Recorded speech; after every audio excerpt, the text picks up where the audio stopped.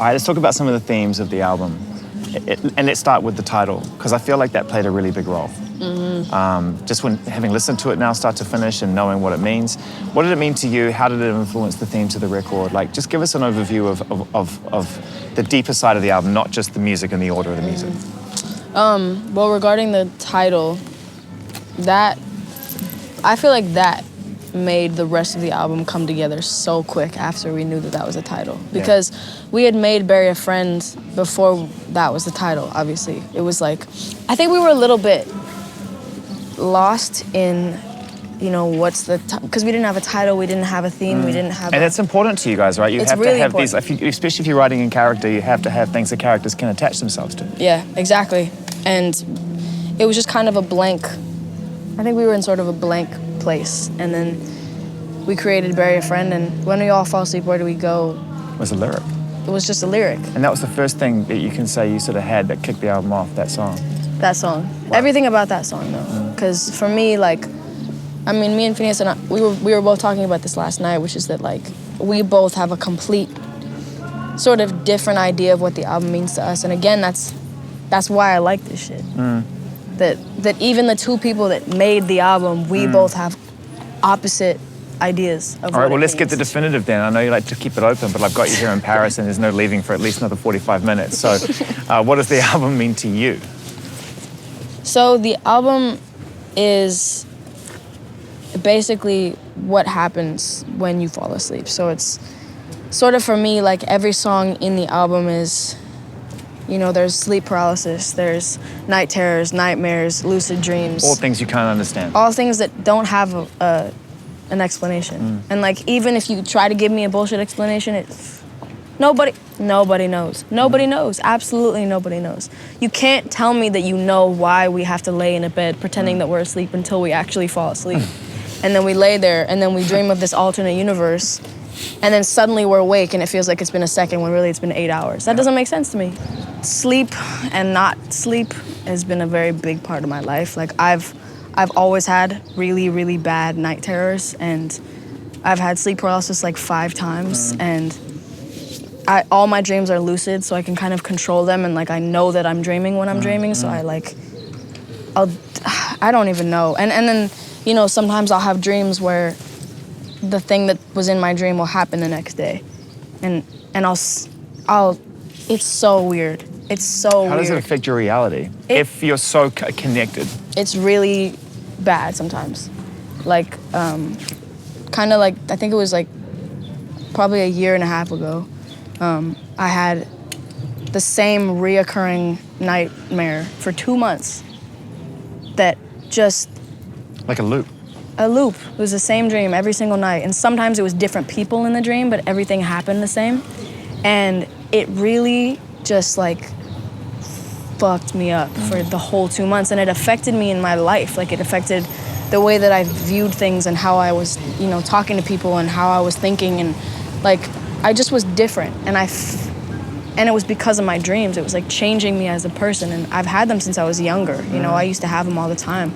And so not like the whole album is literally me saying, I dreamed that, It's not like that, it's the feeling. And each song off the album is like, you know, there's a song that's sleep paralysis, there's songs, Bury a Friend, sleep paralysis and, like, just nightmares. The whole video is supposed to be a recurring nightmare, so it repeats 3 times in the video. And that's the character you play in the video? I'm the monster under the bed. My own monster under my own bed. I'm my own worst enemy. And then, you know, it's not that the whole dream or the whole album is a bad dream. It's more that the whole album is... It has that surreal nature to it. That's surreal, exactly. Yeah. You know, you can hear it. I Love You is about love, and it doesn't have anything to do with dreams, but it does in a way, because love is this kind of overpowering feeling that is just terrifying and dangerous and controls you, and then there are songs that are like an amazing dream, or, you know, maybe your life is so good that you have a bad dream and then you wake up and you feel so much better because your life is amazing and your dream wasn't. Or you have a shitty life and you have a good dream and then you wake up and you're back in your shitty life. I'm sort of the former. Like, I still have dreams and I haven't studied for an exam at school. I have a real issue with school. Like I had this thing, maybe because I left early or didn't finish my degrees or any of that stuff. I had this total panic, recurring sort of dream that I walk into a class and I just am so unprepared for this maths exam. We have like. See, we never went to school, so we don't got that problem. But I have Yeah, homeschool That shit's kids, man. fucking- I definitely have Bro. like a dream this year that we were playing like Dodger Stadium and we had no gear. Same thing. No Dude. instruments. They were like, "You're playing Dodger Stadium. Have a great show." And it was I like had a dream I full- did a show in a bra and underwear.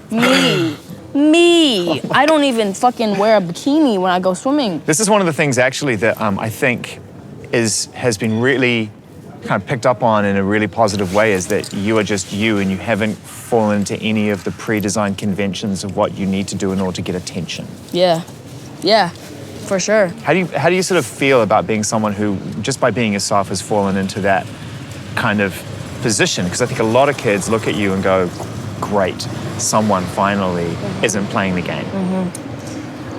I love meeting these kids that just like don't give a fuck. And they say they don't give a fuck because of me. And that's just a feeling I can't even describe. And it's not like they don't give a fuck about people or about love or about taking care of yourself and whatever. Like, it's that you don't have to like fit into anything because it won't matter one day. So it's like, why the fuck try to be something you're not? You know what I'm saying? I don't know. I think beyond that as well, you tap into this kind of sense of anxiety and this tension that kind of exists now. And I watch the way that information travels, and I watch the effects it has on my kids and just generally in society. And I'd imagine that you've felt all those things that everyone else is feeling, and that's to some degree driving your creative spirit, is to kind of express that and make and appeal to people through that lens as well. Have you been affected by anxiety, depression, things like that in your life? Depression was like, has, controlled sort of like everything in my life for my whole life. I've kind of always been a melancholy person. Yeah. I feel like there are some people that neutrally they're kind of Happy. Yeah. Crazy to me. It's really Yeah. insane to me. Phineas put it in a really a smart way of putting it, which was that somebody said like, somebody that we knew that was kind of always a cheerful, happy person was like, they were like, I feel sad sometimes. She goes, "I'm not happy all the time." And I said, "Yeah, but I'm not happy all the time." I was like, which is extreme, and there are moments of profound joy, and Billie and I share a lot of them. But I think they're, whatever you're at when your motor's off is like, Your default You're position. neutral. Exactly. Yeah. yeah, And it's Billie different and I for some are people, rolling and downhill. it's okay to like. I feel like people are just so weird about it because people that aren't neutrally unhappy don't understand how it is, because they're like, well, why are you unhappy all the time when you have da da da da? Like, That's why your music is resonating so much, though, because it's speaking that language that others either don't know how to or are afraid to speak. yeah, Right? So I've experienced this myself in my life and in my family life. I've seen it. And it's hard, I think, for loved ones to kind of recognize that someone you care about is unhappy. You feel responsible for that. Sure. And you got to realize you're not. Like, it's better to understand and to go through the journey, go down the road, Yeah. rather than try to block it off. And your music goes down the road. What you guys make goes down the road. That's the cool thing about it. I think it goes, we try to send it further down the road than we ourselves go most of the time. I Interesting. think, So you use it as a way to get further yourselves as well. Yeah, it's a little bit like dropping a rope down a well and seeing how far down there's, a water line or whatever. And you go like, Yeah. oh, that's where it is. That's where it, peaks off. And we're able to sort of get that expression of Yeah. the way that we feel out without maybe, really wallowing in depression or sadness sometimes. Sometimes it's unavoidable, but And the two of you, having experienced that as siblings, obviously you found a way to communicate through music, but how are you when you're not making music? Are you able to support each other through those times as well? Because it's kind of interesting that both of you have the default position of being unhappy. we're better at it with music, I think we make each other laugh a lot and we entertain each other and we, empathize and sympathize with whatever the other ones, got going on. But I think it has been a great source of sort of companionship and comfort to be able to write about how each of us are feeling with the other. I mean, the song "I Love You" is like, I feel so lucky to have been like able to make that song with Billie, because to me it was like, there's no conversation we could have had that would have, I think, articulated all of those sentiments in the way that writing a We song didn't even for talk 2 days. about it. No, we just wrote the song. Yeah. Because we see each other in a way that like doesn't require needing to tell each other. Yeah. Like, and that's also regarding like the way that Finneas looks at the album, which he was explaining to me yesterday. And you can explain what you were saying to me, but I just was thinking like, he sees me as I am, and not, instead of like going into a session and being like, with a total stranger and being like, this is what's going on and this is how I feel. Here's a 5-point plan of what we should write about today. Exactly. Yeah. And it's Speed also, dating. that's literally what it is. But it's like, we as humans, everyone I mean, we're not very good at self-evaluating. Is that what the word is? Mm-hmm. Self-evaluation. Examination. Yeah, like we're not, it's hard to evaluate ourselves, is what I meant. Like, I think when we talk to a stranger about how we're feeling, they only hear our side, and so they assume that we know what we're talking about. But, I've felt things that I try to describe, and people that live with me and that are around me are like, that's not at all how you're feeling. I can see how you're feeling.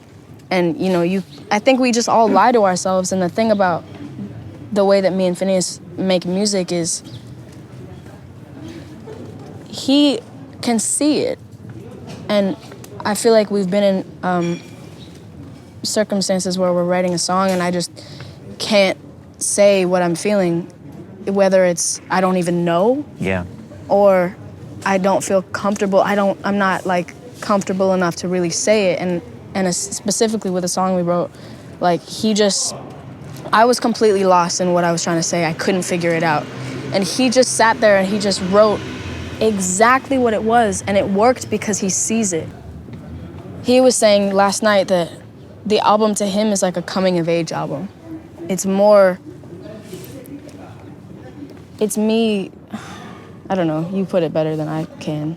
Well, I just think that like Billie's sort of approach to it on this front of dreams and your subconscious, and I love all of that. And to me, I think as an observer of it, it's a character study in like who Billie is, and it's like all of her windows open, into who she is. And there's a lot of like firsts on this album, not like the first kind of song we made with this kind of beat, like firsts, like I fell in love for the first time, from Billie. You know what I mean? Like I feel like you only get one shot at that. You know what I mean? Like debut album, I don't know. It's like you have a million chances to make an album you're proud of and whatever. But like to write the first song of your life, of like really truly like falling in love with a person and having to come to terms with that and stuff, and like, those are the things that you're sort of confronted with when you're making an album when you're 17. It's like things like that, things like Billie drives now, just like little things about I haven't heard that song. Is that on the record? I know which one you're talking about with regards to love,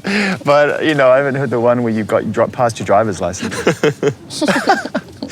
Do you really drive? Mm-hmm. Are you terrible? I love driving. I'm actually really good. Are you like a sensible driver? Mm-hmm. You are? I really want to go fast, but Something tells you. Yeah. Yeah.